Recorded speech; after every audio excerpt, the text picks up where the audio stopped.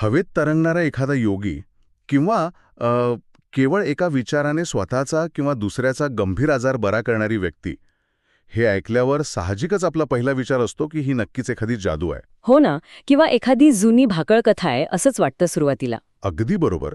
पण मग जर मी असं म्हटलं की परमहंस योगानंद यांच्या मते ही कोणतीही जादू नसून हे अत्यंत शुद्ध आणि प्रगत असं भौतिक शास्त्र आहे, तर बापरे, हे ऐकायला खूपच रंजक वाटतंय.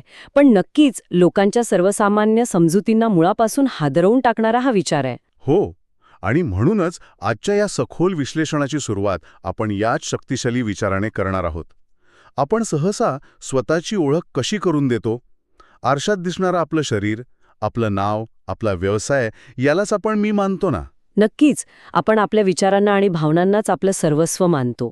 पण आज आपण हे समजून घेणार आहोत की आपण आपलं शरीर नाही, आपण आपलं मनही नाही, तर आपण शुद्ध आणि अनंत चेतना आहोत. म्हणजे प्युअर अँड इन्फिनिट कॉन्शियसनेस. हे ऐकायला थोडं जड आणि अति आध्यात्मिक वाटू शकतं. हो, पण आजचा आपला उद्देश हाच आहे की या संकल्पनेला पूर्णपणे तार्किक आणि वैज्ञानिक पातळीवर समजून घेणे. अगदी रास्त विचार आहे तुमचा. आणि याच कारणासाठी आजच्या आपल्या चर्चेचा मुख्य स्रोत असलेलं परमहंस योगानंद यांचं ऑटोबायोग्राफी ऑफ अ योगी हे पुस्तक अत्यंत महत्त्वाचं ठरतं. जगभरातील लाखो लोकांनी हे पुस्तक वाचलंय, पण तरीही हो, दुर्दैवाने अनेक लोक या पुस्तकाकडे केवळ एक रंजक आध्यात्मिक कथा म्हणून पाहतात किंवा संतांचे चमत्कार सांगणारं पुस्तक म्हणून वाचतात आणि सोडून देतात. खरं तर तिथेच मोठी चूक होते. अगदी बरोबर. पण आज आपण या पुस्तकाकडे त्या दृष्टीने पाहणार नाही आहोत. आजची आपली ही चर्चा या पुस्तकाला जीवनासाठी आवश्यक असलेल्या एका व्यावहारिक मार्गदर्शिकेच्या रूपात, म्हणजे एका मॅन्युअलच्या रूपात समजून घेणार आहे. म्हणजे आपण तो 80-20चा नियम वापरणार आहोत, बरोबर? हो ना. आपला मुख्य उद्देश तोच आहे. या पुस्तकातील असे 20% अत्यंत महत्त्वाचे आणि गाभा असलेले विचार शोधून काढायचे, जे आपल्या रोजच्या धावपळीच्या जीवनात तब्बल 80% सकारात्मक बदल घडवून आणू शकतात. हे खूप महत्त्वाचं आहे. कारण जर या पुस्तकातलं ज्ञान फक्त हिमालयात बसून तपश्चर्या करणाऱ्यांसाठीच असेल, तर सामान्य माणसासाठी त्याचा काहीच उपयोग नाहीये. बरोबर. हे ज्ञान सर्वांसाठी खुलं आहे. आध्यात्मिक मार्ग हा वास्तविक आहे. तो पडताळून पाहण्याजोगा आहे आणि जो सराव करण्यास तयार आहे अशा प्रत्येकासाठी तो उपलब्ध आहे. हेच आपल्याला आज उलगडून पाहायचंय. नक्कीच. मग मला सांगा, जर आपण शरीर नाही आणि मनही नाही, तर मग आपण नक्की कोण आहोत? आणि योगानंदांच्या मते या भौतिक जगाकडे आपण कोणत्या दृष्टिकोनातून पाहायला हवं? हा प्रश्न आपल्याला थेट योगानंदांच्या वैज्ञानिक दृष्टिकोनाकडे घेऊन जातो. पुस्तकामध्ये क्रियायोग या संकल्पनेवर प्रचंड भर दिला आहे. आणि इथे लक्षात घेण्यासारखी सर्वात महत्त्वाची गोष्ट म्हणजे तो कोणताही धर्म नाहीये ना? अगदी बरोबर. योगानंद याला कोणताही धर्म मानत नाहीत. ते याला आत्म्याचं विज्ञान किंवा सायन्स ऑफ द सोल म्हणतात. क्रियायोग हा कोणत्याही अंधश्रद्धेवर आधारित नाहीये. मग तो नक्की कशावर आधारित आहे? ही एक अशी पद्धत आहे जी थेट आपल्या शरीरातील प्राणशक्तीवर काम करते. आता प्राणशक्ती म्हणजे केवळ श्वास नव्हे, तर ती आपल्या मज्जासंस्थेतून म्हणजे नर्वस सिस्टीममधून वाहणारी मुख्य ऊर्जा आहे. म्हणजे एखाद्या प्रयोगशाळेत आपण जसं एखादा वैज्ञानिक प्रयोग करतो आणि त्याचे निष्कर्ष सर्वांसाठी सारखेच येतात, मग अगदी तसाच हा प्रकार आहे तर? हो, 100%. जो कोणी या पद्धतीचा योग्य अवलंब करेल त्याला याचे परिणाम नक्की मिळतात. पण ही प्राणशक्ती नक्की काम कशी करते? केवळ श्वासावर नियंत्रण ठेवून आपण आपल्या चेतनेच्या पातळीत बदल कसा घडवून आणू शकतो? याचं विज्ञान समजून घेणं अत्यंत रंजक आहे. मी सोप्या भाषेत सांगते. जेव्हा आपण एका विशिष्ट लयीत आणि पद्धतीने श्वासोच्छ्वास करतो, तेव्हा आपल्या मज्जासंस्थेतून वाहणारी ऊर्जेचा वेग बदलतो. अच्छा, म्हणजे शरीराची अंतर्गत गती बदलते. बरोबर. जेव्हा ही ऊर्जा शांत होते, तेव्हा आपलं हृदय आणि श्वास संथ होतात. आणि जेव्हा शारीरिक हालचाली शांत होतात, तेव्हा आपलं मन आपोआप भौतिक जगाच्या आणि पंचज्ञानेंद्रियांच्या आवाक्यातून स्वतःला वेगळे करते. म्हणजे आपल्याला बाहेरचे आवाज, स्पर्श ह्या गोष्टी जाणवणं कमी होतं. अगदी तेच. हीच ती अवस्था आहे जिथे आपल्याला प्रत्यक्ष जाणवतं की आपण हे भौतिक शरीर नाही आहोत. यालाच आपण इन्स्ट्रुमेंट फ्रेमवर्क म्हणू शकतो. Instrument framework? अरे वाह, हे जरा समजावून सांगा ना. जेव्हा आपण शरीराला केवळ एक वाद्य किंवा उपकरण मानतो, तेव्हा जीवनाकडे पाहण्याचा दृष्टिकोनच पूर्णपणे बदलून जातो. पुस्तकामध्ये ज्या प्रगत योगींची उदाहरणे आहेत ना, हो, ते हवेत तरंगणारे किंवा गंभीर आजार बरे करणारे योगी. हो तेच, हे चमत्कार लोकांना प्रभावित करण्यासाठी केलेले नाहीत, तर हे दाखवून देण्यासाठी आहेत की चेतना किंवा कॉन्शियसनेस ही नेहमी पदार्थाच्या म्हणजे मॅटरच्या आधी येते. बापरे, म्हणजे चेतनेतूनच पदार्थाची निर्मिती झाली आहे, पदार्थातून चेतना नाही. अगदी बरोबर. हे सर्व चमत्कार खऱ्या अर्थाने सूक्ष्म नैसर्गिक नियमांचे पालन करतात. याचाच अर्थ असा की जेव्हा एखाद्या योगी माणसाला हे पूर्णपणे समजतं की तो स्वतः शरीर नसून केवळ चेतना आहे, तेव्हा गुरुत्वाकर्षणासारखे भौतिक नियम त्याच्यासाठी लवचिक बनतात. हो, हे थोडं कल्पनेच्या पलीकडचं वाटतं, पण हेच सत्य आहे. हे समजून घेण्यासाठी ना आपण एका भाड्याच्या गाडीचा विचार करून पाहूया. सांगा बघू. समजा आपण एक रेंटल कार म्हणजे भाड्याची गाडी चालवत आहोत. प्रवासात गाडीला एखादा उरखाडा आला, गाडी पंक्चर झाली किंवा तिचं काही नुकसान झालं, तर चालक म्हणून आपण रस्त्यावर बसून रडत नाही किंवा स्वतःला संपवून घेत नाही. हो ना, कारण गाडी म्हणजे आपण नाही हे आपल्याला चांगलंच माहीत असतं. अगदी तेच. आपल्याला स्पष्टपणे माहीत असतं की आपण ती गाडी नाही आहोत, आपण फक्त तिचे चालक आहोत. आपली चेतना ही त्या चालकासारखी आहे आणि आपलं शरीर हे त्या गाडीसारखं. क्या बात आहे, खूप छान उदाहरण दिलंत. जेव्हा आपण हा दृष्टिकोन स्वीकारतो तेव्हा आयुष्यात मोठे यश आलं तरी आपला अहंकार गगनाला भिडत नाही आणि अपयश आलं तरी आपण पूर्णपणे खचून जात नाही, कारण आपण केवळ ते वाद्य आहोत ज्यातून जीवन आपलं संगीत वाजवत आहेत. अगदी अचूक. हा दृष्टिकोन आपल्याला जीवनातील अनेक दुःखांपासून वाचवू शकतो. पण हे सगळं समजल्यावर एक वेगळाच प्रश्न निर्माण होतो. कोणता प्रश्न? माझ्याही मनात एक शंका आहे जिथे. तुम्ही सांगा आधी, काय शंका आहे? जर आपण फक्त चालक आहोत आणि आपलं शरीर हे केवळ एक वाहन आहे, तर मग आपल्या आयुष्यातील रस्ता कसा ठरतो? आयुष्यात येणारे खड्डे, चांगले वाईट प्रसंग, मोठे अपघात किंवा अचानक मिळणारे यश हे सर्व कसं काय ठरतं? बरोबर. जर आपण फक्त साक्षीदार आहोत तर हे सर्व आपल्याच वाट्याला काय येतं? आणि इथेच आपण एका अत्यंत महत्त्वाच्या पण तितक्यात चुकीच्या पद्धतीने समजल्या गेलेल्या संकल्पनेकडे वळतो. तो म्हणजे कर्माचा नियम किंवा लॉ ऑफ कर्मा. मग कर्म म्हणलं की लोकांना लगेच पापपुण्य आठवतं. हो ना? आपल्याकडे सहसा कर्माकडे एक शिक्षा म्हणून पाहिलं जातो.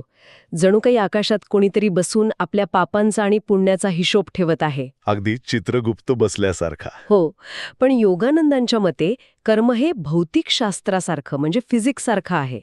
न्यूटनच्या 3ऱ्या नियमाप्रमाणे प्रत्येक क्रियेला समान आणि विरुद्ध प्रतिक्रिया असते. म्हणजे ॲक्शन आणि रिॲक्शन. बरोबर. आपण याला अकाउंटिंगमधील डबल एंट्री बुककीपिंग प्रमाणे समजू शकतो, जिथे प्रत्येक जमा रक्कमीची दुसरीकडे नोंद होतेच. आपला प्रत्येक विचार, प्रत्येक भावना आणि प्रत्येक कृती हे एक बीज आहे. हां, म्हणजे आज आपण जे काही वास्तव जगत आहोत ते आपल्याच भूतकाळातील कृतींचे आणि विचारांचं पीक आहे. अगदी 100%. पण मग मला इथं थोडं थांबून एक थेट आक्षेप घ्यायचा आहे. कर्माला भौतिकशास्त्राचा नियम मांडणं तार्किक वाटत असलं तरी खऱ्या आयुष्यात हे खूप निर्दयी नाही का वाटत? कसं काय? समजा एखादं लहान मूल जन्मताच एखाद्या गंभीर आजाराशी लढत आहे किंवा एखाद्या निष्पाप व्यक्तीवर प्रचंड अन्याय होत आहे, अशा वेळी हे सर्व तुझाच कर्म आहे आणि तूच भूतकाळात पेरलेल्या बीजांचे हे फळ आहे असं म्हणणं हे त्या व्यक्तीवर दुःखाचं दुहेरी ओझं टाकल्यासारखं आहे. मी समजू शकते तुम्हाला काय म्हणायचंय. यामुळे आपण त्या व्यक्तीलाच दोषी ठरवत आहोत, ज्याला आपण व्हिक्टिम ब्लेमिंग म्हणतो. असं नाही का वाटत? हा विचार माणसाला पूर्णपणे हतबल करून टाकणार आहे. हा अत्यंत रास्त आणि संवेदनशील प्रश्न आहे आणि म्हणूनच कर्माच्या नियमाचा अनेकदा चुकीचा अर्थ काढला जातो. लोक कर्माचा वापर इतरांना दोष देण्यासाठी किंवा स्वतःच्या निष्क्रियतेचं समर्थन करण्यासाठी करतात. हो, अनेकदा आपण ऐकतो, काय करणार, नशिबात होतं, कर्मच तसं होतं. बरोबर. पण पुस्तकाचा दृष्टिकोन असा अजिबात नाहीये. कर्माचा नियम माणसाला हतबल करत नाही, तर तो त्याला खऱ्या अर्थाने सक्षम किंवा एम्पॉवर करतो. हा दृष्टिकोन स्वतःला दोष देण्यासाठी नाहीये, तर स्वतःला बळी किंवा विक्टिम मानण्याच्या मानसिकतेतून बाहेर काढण्यासाठी आहे. पण जर भूतकाळ आपण बदलूच शकत नाही, तर मग यातून सक्षमीकरण कसं काय मिळतं? कारण जर भूतकाळातील कृतींनी आजचे हे वास्तव निर्माण केलं असेल, तर याचा सरळ अर्थ असा होतो की आज ह्या क्षणी योग्य बीज रोवून आपण आपलं उद्याचं भविष्य बदलू शकतो. अरे वाह, हा दृष्टिकोन खूपच सकारात्मक आहे. हो ना?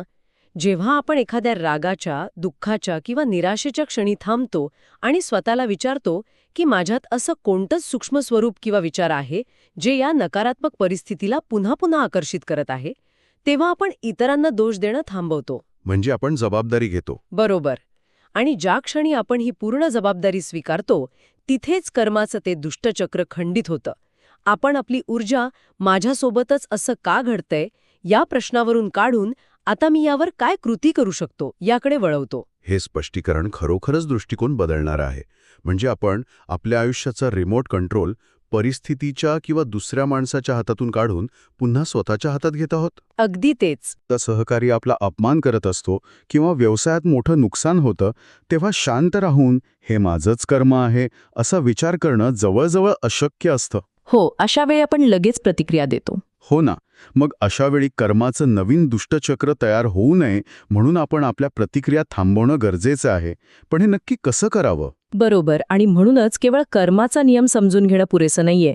आपल्या प्रतिक्रिया थांबवण्यासाठी आपल्याला वास्तवाचे स्तर आणि साक्षीदार किंवा विटनेस बनण्याची कला समजून घ्यावी लागेल. साक्षीदार अवस्था. हो. पुस्तकात माया या संकल्पनेचं अतिशय सखोल विश्लेषण केलं आहे. माया या शब्दाचा अर्थ अनेकदा हे जग खोटं आहे असा घेतला जातो. हो, जग ही माया आहे असं आपण नेहमी ऐकतो. जागे होणं म्हणजे या जगाचा त्याग करून जंगलात पळून जाणं नव्हे, तर हे जग जसं आहे तसं अत्यंत स्पष्टपणे पाहणं. जग जसं आहे तसं पाहणं म्हणजे नक्की काय? कारण आपण सर्वजण हे जग आपल्या डोळ्यांनी पाहतच आहोत की. यासाठी योग तत्वज्ञानातील 3 लेयर रियालिटी मॉडेल समजून घ्यावं लागेल. बरं, कोणते आहेत हे 3 स्तर? या तत्वज्ञानानुसार वास्तव हे 3 शरीरांमध्ये किंवा स्तरांमध्ये विभागलेलं आहे. पहिला स्तर आहे भौतिक शरीर, ज्याला ग्रॉस बॉडी म्हणतात, जे हाडे, मांस आणि रसायनांनी बनलेलं आहे आणि जे आपण पाहू शकतो. म्हणजे आपलं दिसणारं शरीर. बरोबर. दुसरा स्तर आहे ऊर्जा किंवा सूक्ष्म शरीर, ज्याला ॲस्ट्रल बॉडी म्हणतात, ज्यामध्ये आपली प्राणशक्ती, भावना आणि ऊर्जा वाहते. ओके. आणि तिसरा स्तर? आणि तिसरा सर्वात आतला स्तर आहे कारण शरीर कॉझल बॉडी, जो केवळ शुद्ध विचार आणि कल्पनांचा स्तर आहे. आपण बहुतांश लोक फक्त पहिल्या म्हणजेच भौतिक स्तरावर जगत असतो. पण अनेक भौतिक समस्यांची मुळं ही ऊर्जा किंवा विचारांच्या स्तरावर असतात. म्हणजे जर आपण एखाद्या शारीरिक आजाराचं उदाहरण घेतलं तर तो आजार अचानक भौतिक शरीरात निर्माण होत नाही. बरोबर. त्याची सुरुवात कुठेतरी विचारांच्या स्तरावर, कॉझल लेअरवर झालेली असते. समजा सततची चिंता किंवा भीतीचा विचार. तो विचार जेव्हा वारंवार केला जातो तेव्हा तो ऊर्जेच्या स्तरावर, ॲस्ट्रो लेअरवर अडथळे निर्माण करतो. हो, बरोबर चाललाय तुमचा विचार. ऊर्जेचा प्रवाह खंडित झाल्यामुळे शरीरात तणाव निर्माण होतो आणि त्याचं रूपांतर पुढे जाऊन अल्सर किंवा हृदयरोगासारख्या भौतिक आजारात होतं. केवळ औषध घेऊन शारीरिक आजार तात्पुरता बरा होईल, पण जर ऊर्जेच्या आणि विचारांच्या स्तरावरची मूळ अडचण दूर केली नाही तर तो आजार पुन्हा उद्भवू शकतो. अगदी अचूक. तुम्ही या तिन्ही स्तरांमधील संबंध अतिशय स्पष्टपणे मांडलात. खऱ्या उपचारांसाठी नेहमी मूळ स्तरावर जाऊन काम करावं लागतं आणि याच कारणासाठी साक्षीदार अवस्था महत्वाची ठरते. म्हणजे विटनेस स्टेट. हो. जेव्हा आपण साक्षीदार बनतो तेव्हा आपण भौतिक स्तरावरील प्रतिक्रिया थांबवून थेट विचारांच्या स्तरावर काम करत असतो. हे समजून घेण्यासाठी ना आपण आपल्या विचारांना आकाशात जाणाऱ्या ढगांसारखं समजून पाहूया. आणि आपण स्वतः ते अथांग आकाश आहोत. वा, हे रूपक खूप छान आहे. आकाशात काळे ढग येतात, पांढरे ढग येतात, वादळे येतात आणि निघून जातात. पण आकाशाला त्या ढगांमुळे काहीही फरक पडत नाही. आकाश नेहमी तिथेच आणि तसंच शांत असतं. अगदी बरोबर. व्यावहारिक जीवनात याचं उदाहरण न्यायचं झालं तर समजा ऑफिसच्या एखाद्या अत्यंत तणावपूर्ण मीटिंगमध्ये आपल्याला खूप राग आलाय. आता आपल्याकडे 2 पर्याय आहेत. कोणते 2 पर्याय? पहिला पर्याय म्हणजे त्या रागात पूर्णपणे वाहून जाणं, म्हणजे स्वतःला तो ढग समजणं. आणि दुसरा पर्याय आहे स्वतःच्या रागाकडे त्रयस्थपणे पाहणं. म्हणजे लांबून पाहिल्यासारखं. हो. अरे, माझ्या आत आता राग निर्माण होत आहे, माझ्या हृदयाचे ठोके वाढत आहेत, माझी स्पंदने बदलत आहेत. ही जी त्रयस्थपणे पाहण्याची प्रक्रिया आहे तिथे आपण स्वतःला ढग न मानता आकाश मानतो. यालाच आपण साक्षीदार होणे म्हणू शकतो. 100%. यालाच मानसशास्त्राच्या भाषेत आणि अध्यात्मात आपण विटनेस ॲक्टर स्प्लिट म्हणू शकतो. आपण एकाच वेळी अनुभवात पूर्णपणे बुडवून घेणारे अभिनेते असू शकतो आणि त्याच वेळी स्वतःच्या अनुभवाकडे त्रयस्थपणे पाहणारे साक्षीदार देखील असू शकतो. अरे वा, हे दोन्ही एकाच वेळी शक्य आहे तर? हो ना. जेव्हा आपण रागाकडे किंवा भीतीकडे फक्त पाहतो तेव्हा तो राग आपल्या मेंदूचा ताबा घेऊ शकत नाही.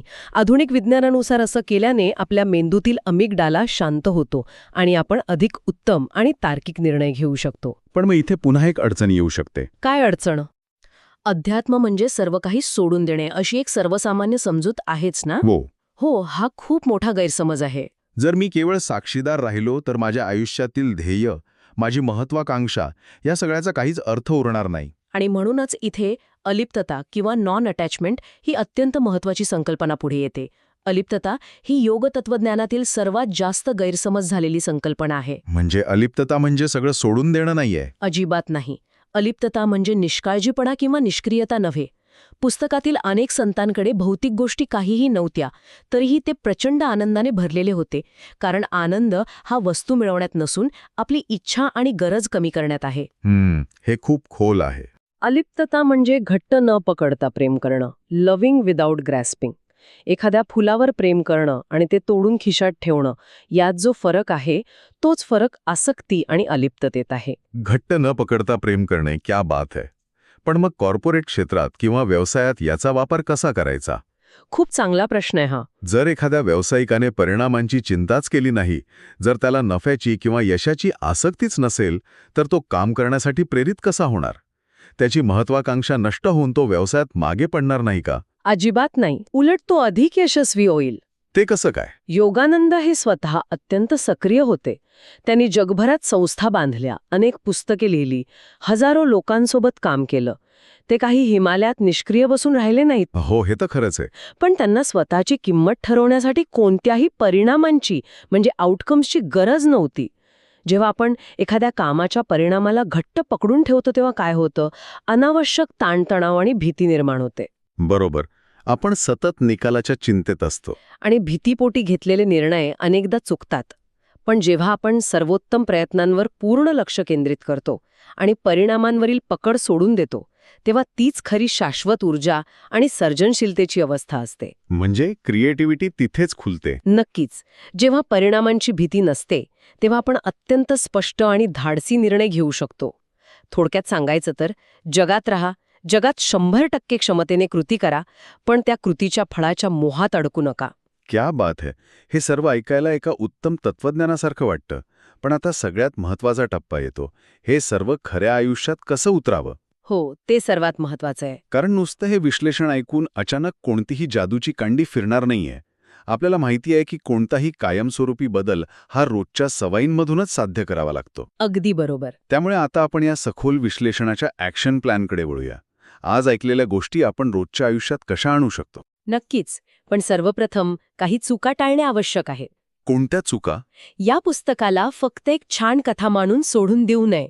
संतांची फक्त स्तुती करणं, पण स्वतः कोणताही सराव न करणं किंवा अचानक एक दिवस साक्षात्कार होईल याची वाट पाहत बसणं, या चुका अनेक जण करतात. ज्ञानाची प्राप्ती ही अशा हजारो सामान्य सकाळच्या सातत्यपूर्ण सरावातून होत असते. म्हणजे रोजचा सराव महत्वाचा. हो, म्हणूनच आपण त्या 5 अत्यंत प्रभावी सवयींबद्दल बोलणार आहोत, ज्या या पुस्तकाचा आणि संपूर्ण अध्यात्माचा 80-20 अर्क आहेत. मग त्यातील पहिली आणि सर्वात महत्वाची सवय कोणती? पहिली सवय आहे दररोज किमान 15 मिनिटे ध्यान, म्हणजे डेली मेडिटेशन. 15 मिनिटे? हो ना. हे तर कुणालाही शक्य आहे. हो ना.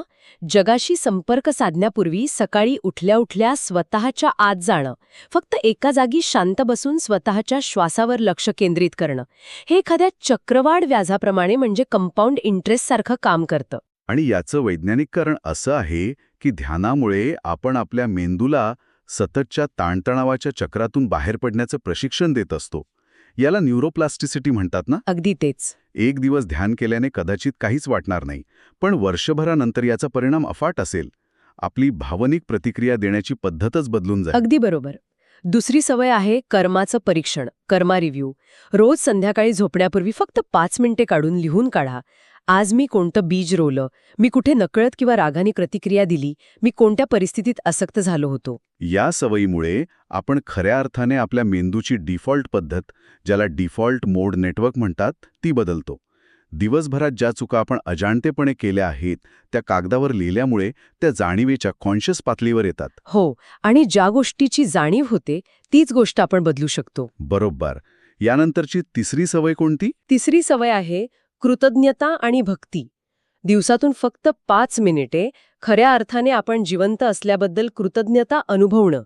इथे कोणत्याही विशिष्ट देवाची पूजा अभिप्रेत नाहीये. मग हे कशाबद्दल आहे? निसर्गाप्रती, जीवनाप्रती कृतज्ञ असणं. यामुळे आपल्या हृदयाची दारे उघडतात. माणसाची ऊर्जा भीतीकडून कौतुकाकडे वळते. अरे वा, हे खूप छान आहे. चौथी अत्यंत व्यावहारिक सवय म्हणजे साधेपणा आणि डिजिटल उपवास. Simplify and digital fast. आजच्या काळात ही सवय अत्यंत गरजेची आहे. आपण सतत माहितीच्या महापुरात असतो.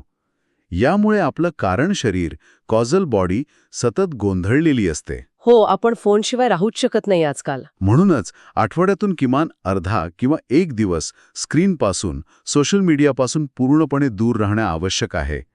आधुनिक मनाला शांततेची सर्वात जास्त भीती वाटते, कारण शांततेत आपल्याला आपला स्वतःचा आंतरिक गोंधळ ऐकू येतो. हे अगदी खरं बोललात तुम्ही. पण जीवनात जेवढी जास्त रिकामी जागा निर्माण होईल तेवढी जास्त स्पष्टता विचारांमध्ये येईल. आणि 5वी सवय कोणती? 5वी सवय आहे निस्वार्थ सेवा किंवा कर्मयोग. आठवड्यातून फक्त 1 तास कोणत्याही फळाची, पैशाची किंवा किमान स्तुतीचीही अपेक्षा न ठेवता दुसऱ्याची मदत करणं. म्हणजे अगदी निखळ मनाने केलेली मदत. हो, आणि यासोबतच शरीराला सात्विक आहार देणं आणि श्वासांवर नियंत्रण मिळवण्यासाठी प्राणायाम करणं, ज्यामुळे आपलं भौतिक आणि सूक्ष्म वाद्य सुस्थितीत राहील. या 5ही सवयी ऐकताना श्रोत्यांनी एक गोष्ट आवर्जून लक्षात ठेवावी की या सर्वांचा आणि विशेषतः ध्यानाचा उद्देश फक्त मला छान वाटले पाहिजे किंवा ध्यान करताना एखादा प्रकाश दिसला पाहिजे असं काहीतरी अनुभवणे हा नाहीये. हो, एक्सपिरियन्स चेजिंग करायचं नाहीये आपल्याला. ध्यानाचा खरा उद्देश आपल्या मूळ स्वभावात कायमस्वरूपी बदल करणं हा आहे. जर ध्यान करूनही आपण रागीटच असू तर त्या ध्यानाचा काहीही उपयोग नाही. ध्यानाचं यश यात आहे की आपल्यात जास्त संयम आला पाहिजे, जास्त प्रेम निर्माण झालं पाहिजे आणि भीती कमी झाली पाहिजे. अगदी तंतोतंत. जर आपण आजच्या या संपूर्ण विश्लेषणाचं सार काढायचं म्हटलं तर ते अत्यंत सोपं आणि स्पष्ट आहे. हो, थोडक्यात कसं सांगाल? दररोज न चुकता स्वतःच्या श्वासाशी जोडले जा, म्हणजे ध्यान करा. आपल्या आयुष्याची आणि परिस्थितीची पूर्ण जबाबदारी स्वीकारा, म्हणजेच इतरांना दोष देणे थांबवून कर्माचा नियम पाळा. प्रत्येक कामात आपलं 100% योगदान द्या, पण त्यातून काय फळ मिळेल याची अपेक्षा सोडून द्या. हीच खरी अलिप्तता आहे. आणि सर्वात महत्त्वाचं, आपलं जीवन साधे ठेवा. बरोबर. आपले विचार शक्य तितके साधे ठेवा, जेणेकरून मन शांत राहील. तर मग या सगळ्या ज्ञानाचा प्रत्यक्ष वापर सुरू करण्यासाठी श्रोत्यांसाठी एक छोटंसं आव्हान आहे, एक चॅलेंज आहे. हा एक 7 दिवसांचा कृती आराखडा आहे. अरे वा, नक्कीच सर्वांनी हे करून पाहायला हवं. याची सुरुवात आजपासूनच करता येईल. श्रोत्यांनी आज आपल्या घरातील एक शांत कोपरा निवडावा. मोबाईल आणि इतर सर्व उपकरणे बाजूला ठेवावीत. कोणताही विचार न करता, कोणताही निर्णय न घेता फक्त 10 मिनिट शांत बसून स्वतःच्या श्वासाचं निरीक्षण करावे. फक्त 10 मिनिटे? हे कोणीही करू शकतं. आणि या संपूर्ण आठवड्यात आयुष्यातील अशी एखादी गोष्ट शोधावी जी खूप घट्ट पकडून ठेवली आहे. मग ते एखादं जुनं नाते असेल, एखाद्या कामाचा निकाल असेल किंवा स्वतःचंच एखादं दुराग्रही मत असेल. ती पकड जाणीवपूर्वक थोडी सैल करण्याचा प्रयत्न करावा आणि त्यानंतर मनावरील ताण कसा हलका होतोय याचा स्वतः अनुभव घ्यावा. खूप छान चॅलेंज आहे हे. आणि आजच्या या चर्चेचा शेवट परमहंस योगानंद यांच्या मूळ पुस्तकातील एका अत्यंत प्रभावी आणि विचार करायला लावणाऱ्या वाक्याने करूया. नक्कीच. कोणतं वाक्य आहे ते? योगानंद म्हणतात, माणसाला स्वतःची जितकी सखोल ओळख होते तितकाच तो त्याच्या सूक्ष्म आध्यात्मिक कंपनांद्वारे संपूर्ण विश्वावर सकारात्मक प्रभाव टाकतो. बापरे, हे खूपच शक्तिशाली आहे. हो ना. स्वतःवर काम करणे, स्वतःचा आंतरिक विकास करणे ही केवळ एक वैयक्तिक कृती राहिलेली नसून ती संपूर्ण जगाच्या कल्याणासाठी केलेली एक जागतिक कृती आहे. ग्लोबल ॲक्ट आहे. स्वतःला शांत करून आपण खऱ्या अर्थाने संपूर्ण जग शांत करत असतो.